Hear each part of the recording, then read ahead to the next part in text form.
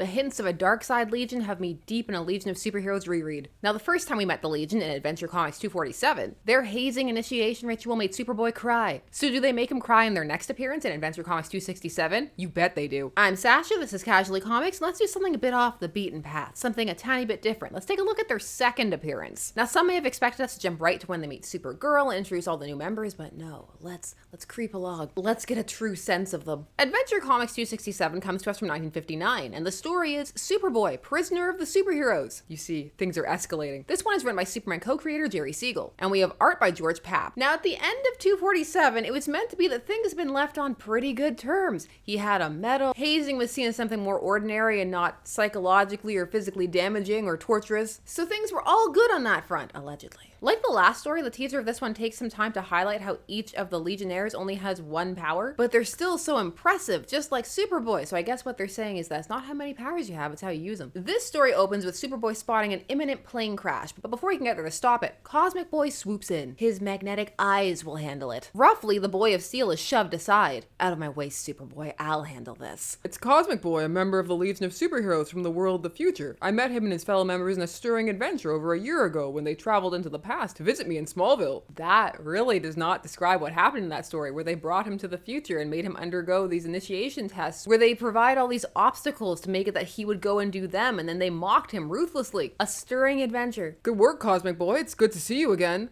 Sorry, I can't say the same about you. He gave me the cold shoulder. I wonder why.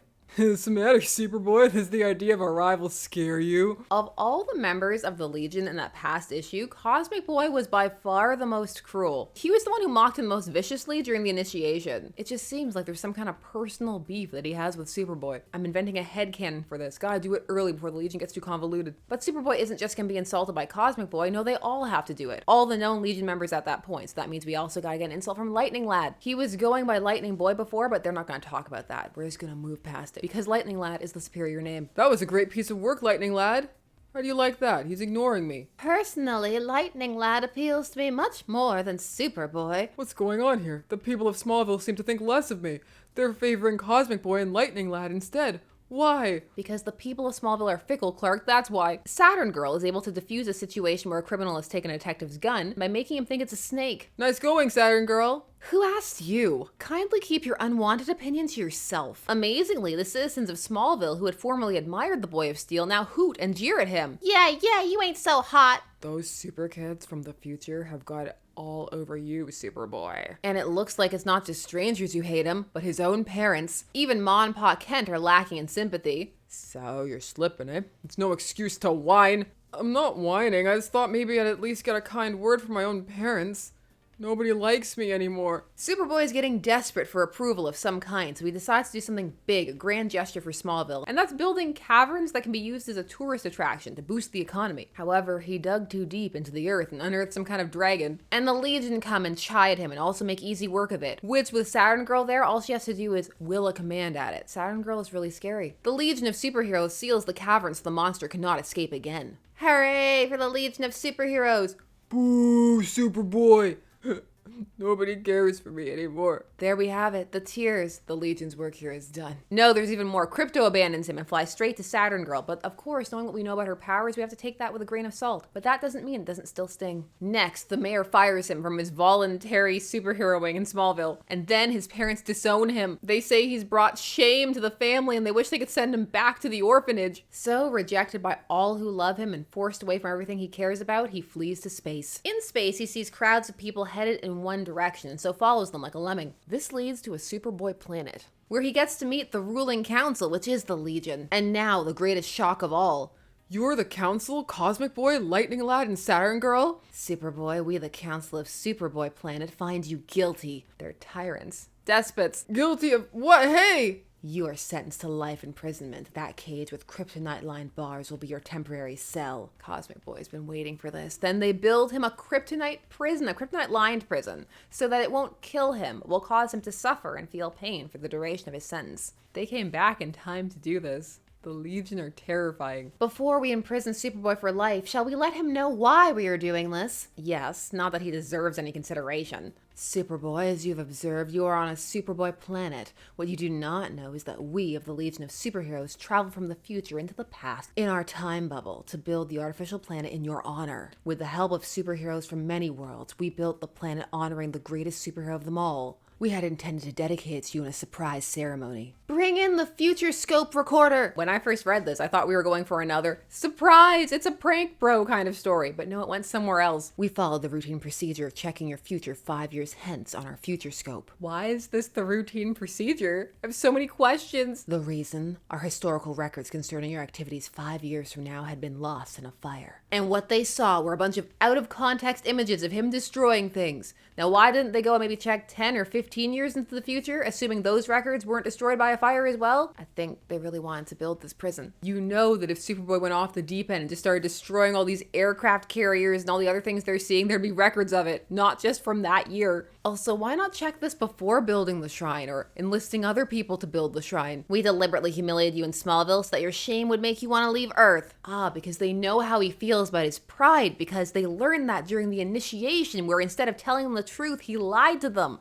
They're using everything against him. The citizens of Smallville, your parents, the mayor, and Krypto all rejected you because I willed them to turn against you with my super telepathy. It was all part of our scheme to lure you to this prison. I knew Krypto was a good boy who would never reject Superboy. Superboy, now that you know why we're doing this to you, is there anything you wish to say in your own defense?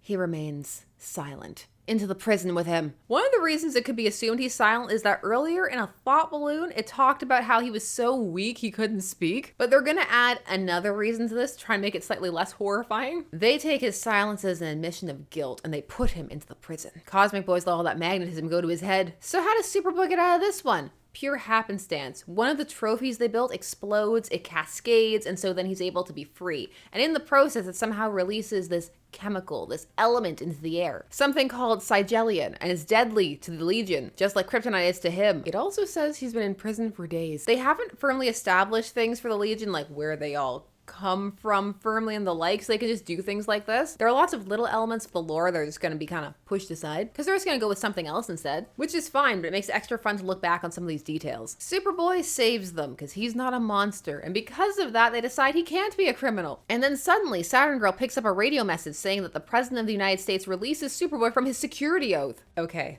get ready. Here's our explanation, because what they feel they need to explain is not the Legion's actions, but why Superboy was seen destroying those things. Just jump off the rails now. Yes, I destroyed an empty aircraft carrier, the deserted airstrip, and the empty factory, but only because the president told me to erase all traces of a poison gas, too horrible ever to be used. Your future scope picked up the scenes as they occurred in the present, not in the future. By golly, there is a flaw. The machine did not work properly. But why did you destroy those particular things? The factory manufactured the gas. It was transported from the airstrip to the warship. The president wanted every trace of the gas wiped out to foil foreign spies. Even if the machine was broken, their reaction is still a lot. Superboy's way too calm about this. But hooray, all is forgiven. His parents come to space to see him, and they reclaim him, and they say that everybody in Smallville knows what happened. But the question is, which truth? The whole espionage truth, or the Saturn Girl made everybody think that they hated him truth? Also, what are they gonna do with this Superboy planet? But there's no time for any of those questions. Everybody cheers, the end. Wholesome. There's a lot to think about, so let's process this by reading some letters. Here's one from issue 270. Dear editor, in your recent story, Prisoner of the Superheroes, at the end of the story you show Ma and Pa Kent hugging Superboy in front of a big crowd. Wouldn't such an act betray the secret of Superboy's identity?